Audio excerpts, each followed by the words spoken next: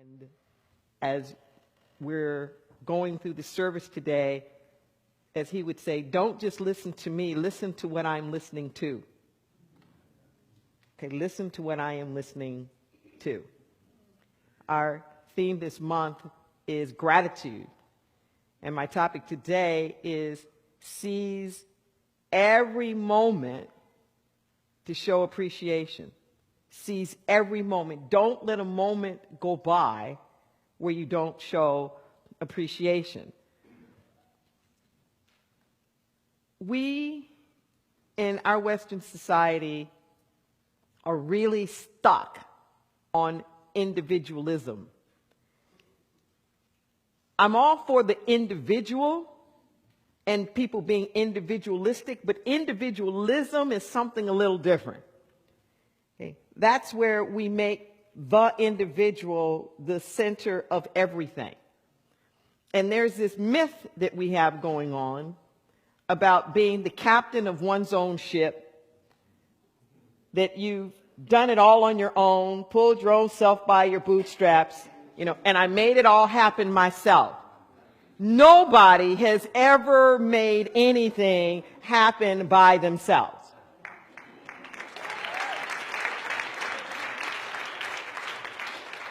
It is a myth. It is a myth. And the dangers of that are two-part. One is it puts us in a lack of gratitude because we're so busy taking the credit for everything that we can't see the appreciation for the things that have helped us to get there. And the other part of that is if we can't see and appreciate the things that have helped us to get there, then we're not doing our part to make sure that it's sustainable for the next folks. See, we're busy trying to get our own. Nobody ever got anything on their own. So last week or so, in one of the classrooms, one of my classes here, there was a student, a participant, whose birthday it was. So we sang the student happy birthday. And I turned to my right, and there's her mother. And what I say all the time is say, you didn't do anything. We keep celebrating you on your birthday. You didn't do anything. What about your mama? She was the one birthing that day. You just popped out.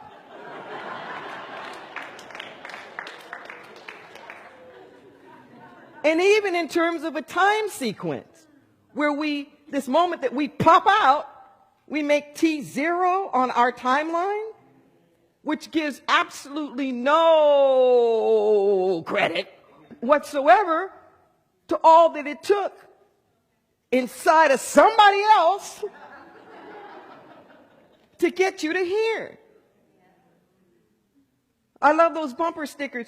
If you're reading this, thank a teacher. No, I'm really serious. So I come from a very long line of educators. My mom is the only one who actually didn't also marry an educator. On my mother's side, they're in education. And in all different kind of levels. So she was in secondary, but there, folks who were at elementary and people in administration, just like all over the place in education for many generations. I personally happen to remember, like my early teachers. But how many people really remember their preschool teacher or their kindergarten teachers or their first grade teachers or their second grade teachers or their third grade teachers? You know what? These folks are underpaid, don't get enough credit, and they're some of the most important people on the planet because they are the ones who are there formulating a next generation. Okay?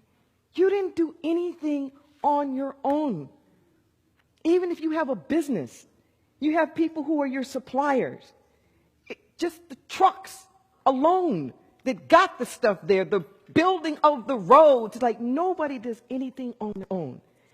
And yet, how few of us stop to even appreciate everything that's happened. So Friday before last, Dolores Huerta's right here. It was just an extraordinary event to be able to have her here. And, you know, most of you know she's amongst the many things that she's done in her life. She's one of the founders of the United Farm Workers. And she was just talking about today. She's talking about all the hullabaloo out there, particularly about illegal aliens and immigrant farm workers and undocumented workers and all of the rest of that. And saying that even the ones who were the biggest complainers, the food they ate, I think, how did she put it? She said, an undocumented Mexican probably picked the food that they ate today.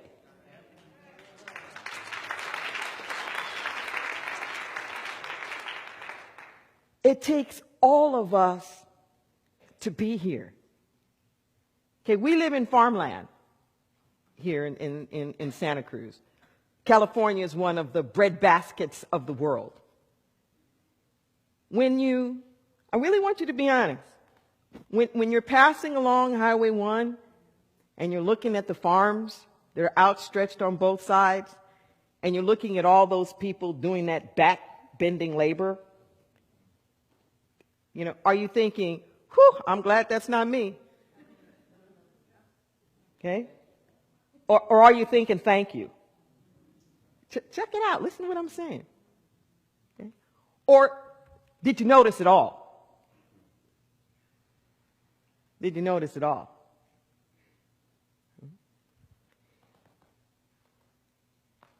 I contend that even if you didn't do anything else, but if enough people going down that highway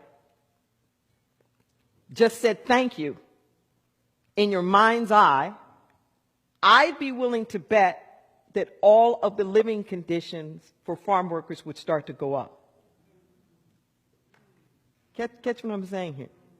I believe that as that energy of blessing starts to go out, it raises our consciousness to start doing something else. So this weekend is the Thanksgiving weekend, right? And many people will be going to different kinds of events and dinners and whatnot. And some of us may have the opportunity to be around people that we aren't ordinarily around all the time. Some of these people might even be people from our childhood or other parts of our life. How many people are going to be able to have those kinds of opportunities? Okay, now, how many of us have expressed gratitude for those people? Okay, some of them. Some of them.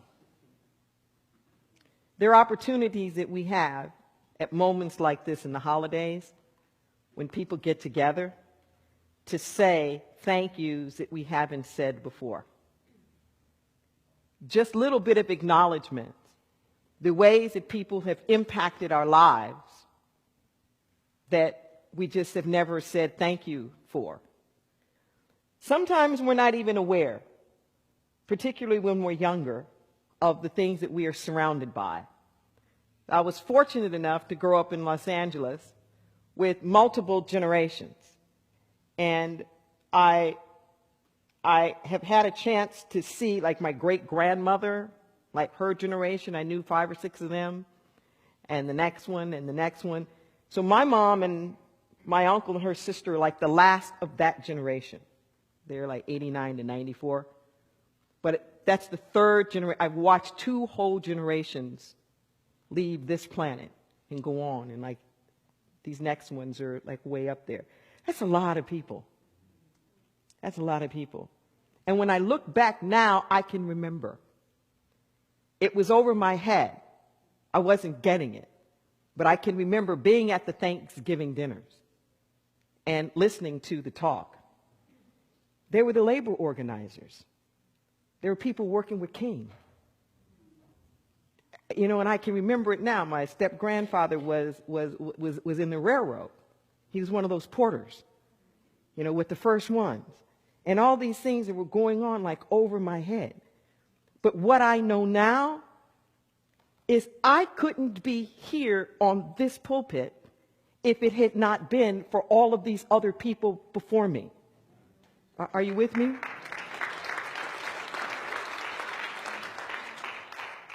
So when Dolores Huerta was here, it wasn't just to honor her, but it was also the legacy of what was moving on. So 28 young activists were being honored, and she personally gave them awards. And one of the things I said is, show me an old activist, and I'll show you a young activist. I'll show you somebody that had the passion in their bones as a teenager, okay, and as a young person. Okay? So part of the way you show appreciation, listen to what I'm saying, part of the way you show your appreciation and gratitude is not just giving thanks for what has been, but reseeding it into the future. Okay? Part of the way that you say thanks is making certain that those things that you are grateful for, that you empower other people to keep it going. Are you with me? So you may not be able now to say thank you to some folks that maybe you didn't say thank you to before, but you are in the position. You are in the position. I know when I take young folks out, one of the standard things I tell them, I said, now when you get gray hair, when you have gray hair, I am expecting you now. I am charging you now. You be the one to take out some young person. You be the one to mentor them. And they're going, yes, yes, yes. And I believe them. I may not be alive when that happens, but I can believe that covenant that's happening right then. Are you with me? This is what it becomes about. People misunderstand this thing called tithing, or the way that we're doing with the We Circulate, which is passing on, quote unquote, 10% of unexpected income. Is that tithing is not a tax. It's not a spiritual tax on your good after the fact. It comes from agrarian societies. It's first fruits. Check this out. It's first fruits. It's the cream of the crop. So look at this now. If you have a harvest that comes in, let's just say it's corn. If you eat all the corn, guess what? You're going to starve next year. If you consume everything now. Okay? So you don't want to starve next year. You want to eat next year. So you have a crop here. You have crop that is super excellent. You have crop that is average. You have crop that's a little bit not up to par. For you to eat next year, which seed do you want to plant? You want to plant the excellent. You want to take the best. You don't want to just consume the best. You want to take the best right off the top, reseed it so you'll have something next year. This is that concept behind the tithing. It's first fruits. Bring all that you have into the storehouse. So there'd be this storehouse where everybody's bringing like the best of the crop or whatnot. They're reseeding it and then they're sharing it for communal purposes.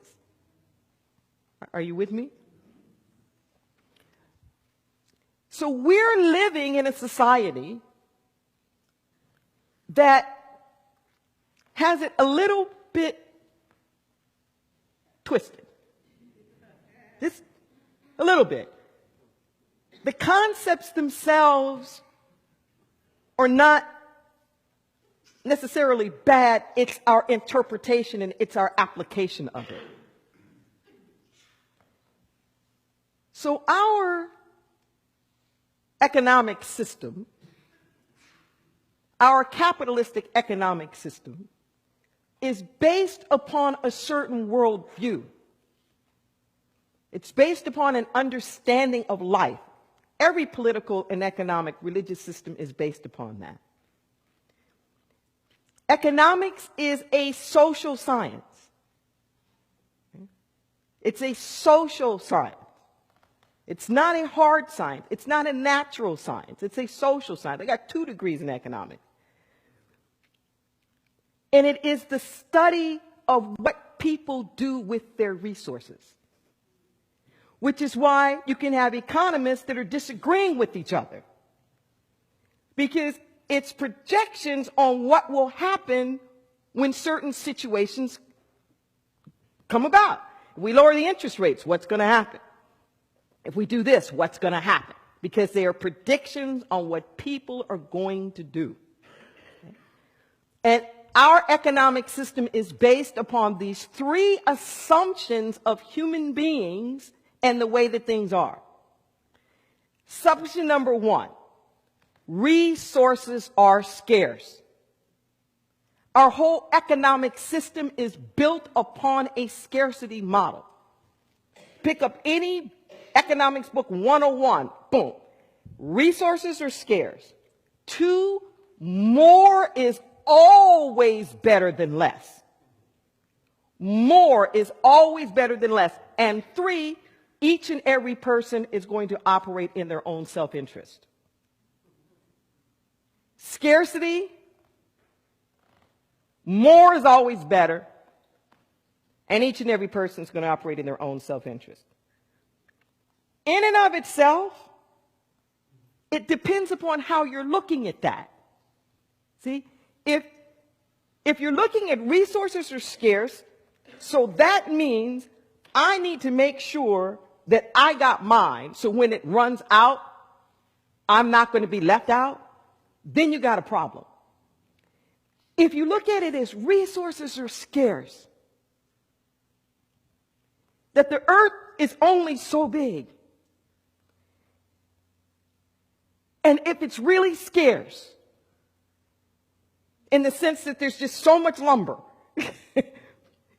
and there's just, let's protect it. Let's treat it like it's sacred. Let's make certain that there's enough that is available for the next ones. Can you see? If you have appreciation for something that you think is in a limited or specific supply, you're going to treat it differently. See? If you understand the value of the water, if you understand the value of the earth, you're going to treat it with some sanctity. Not it's scarce, so let's hoard. Let's make sure we can get all that we need.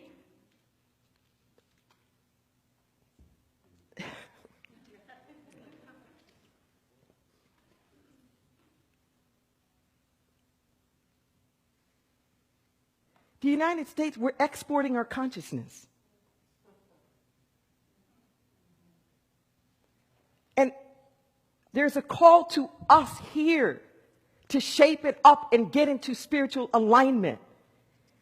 If the rest of the world consumed at our rate that we've set the standard, it would take 5 planets to support the demand.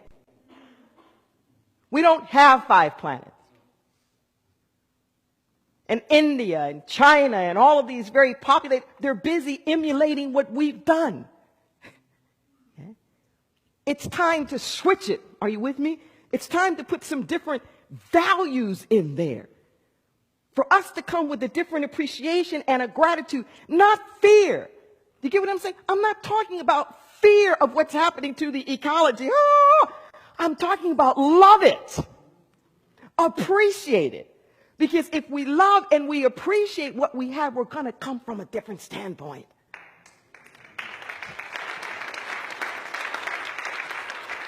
We're going to come from a different standpoint. Okay? love it. More is always better than less. That is not true in the material realm.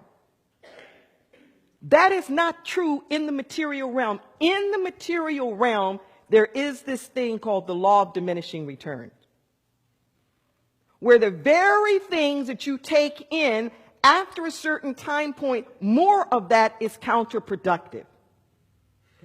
It's good to eat, yes? You need to eat.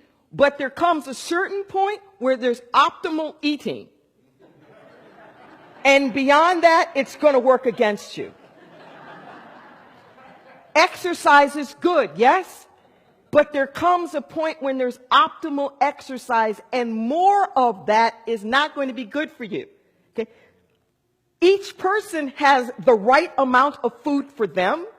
Each person has the right amount of exercise for them. That's why this thing called life is art. And it isn't so much science, because it's incumbent on each and every one of us to find like what that balance is within our own selves. But more is not going to help. It's good to love and protect your children, yes? But there comes a point when it's optimal. More of that isn't going to help. Okay? Jesus speaks of this. All the great spiritual people speak of this. Like there's a certain degree of discipline and spiritual practice and whatnot that's good, yes? But to a point. Because if you stay too much in that, then you become beholden to the practice. Then you think it is about the religiosity of it all. Then you get stuck on the letter of the law and not the spirit of the law, so to speak. You know, and as weird as this may be, I'm glad that everybody's here. I really am. But if you can't find another reason on a Sunday to not be here, a vacation, a wedding, some holiday something, get a life, y'all.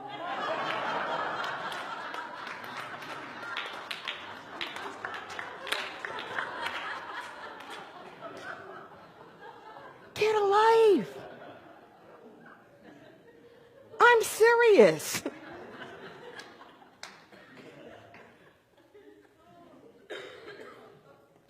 Life is to be enjoyed.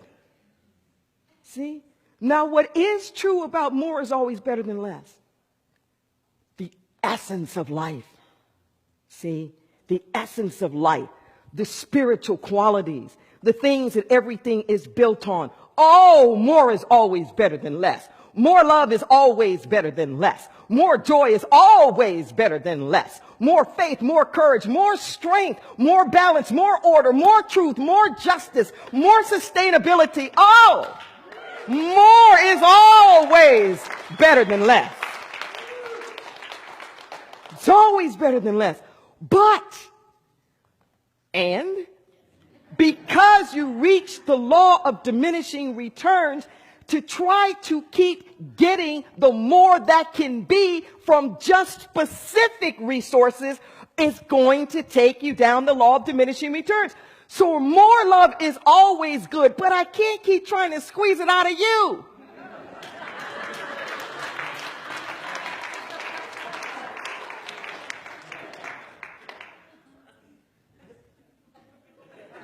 It's like more creativity. But I can't keep trying to get it out of fossil fuels. You can't keep trying to get it out of this thing, out of that thing. Are you with me? There's more, yes. But let's open up where all it can come from. In a decent and a respectful way. Okay? In a decent and a respectful way. Our economic system is built on the gold standard. Yes? We ain't got no gold. Hello? We built a whole economic system around a resource we don't even have. Where'd that gold come from? Came from Africa. We built a whole economy around agriculture and stuff that we can't sustain. This is nothing new. Now they're undocumented workers, where there used to be something else before. This isn't new. We've built a whole economic system around these different kind of resources and things. Let that sit in for a second. But you know what I do know? Is that redemption is always possible. What I know is that there's always the opportunity to turn it around. What I know is that my God is an awesome God. And that because everything is energy, because everything comes from God, that there is a way that every single seed that has been planted, every single seed, that there's a good harvest that can come from that. Every last one of them. Each and every person operates in their own self-interest. Well, depends on how you consider self. If you make self just about you, then you got a problem. It reminds me, I talk about this every now and then because it was just so great. It was a boat, a sketch, a cartoon sketch, black and white, that's in the Awakening the Dreamer symposiums of the Pachamama Alliance. And in this boat is in the water, but it's tilted about 45 degrees. And down in the bottom, the boat is sinking into the water. And there's some people down there who are bailing out this water like this. And then there's some people at the top of the boat, and the caption reads, "Glad the hole is not on our side of the boat."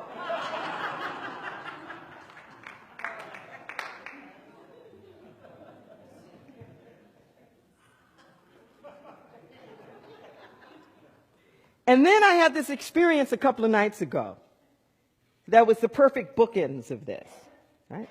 So I'm on the board of directors of the Pachamama Alliance. And last Thursday, we had our big annual luncheon. And in the evening, there was this dinner cruise that major donors paid to go on. It sailed around the San Francisco harbor.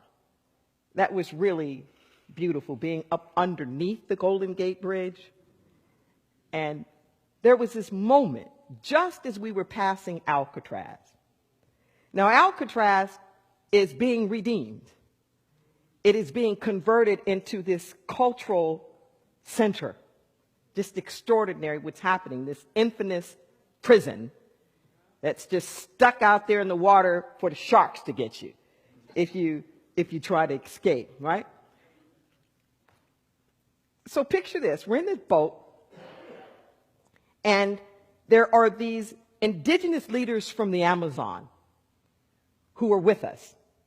They have been touring around, and part of what the Pachamama Alliance does is it helps to support indigenous peoples of the Amazon rainforest in Ecuador and Peru and whatnot to help preserve the land and to supply them with the things that they need and whatnot, and to take their wisdom and bring it back to these industrialized societies about how we need to change, what we need to do in order to be a part of this more sustainable planet, right?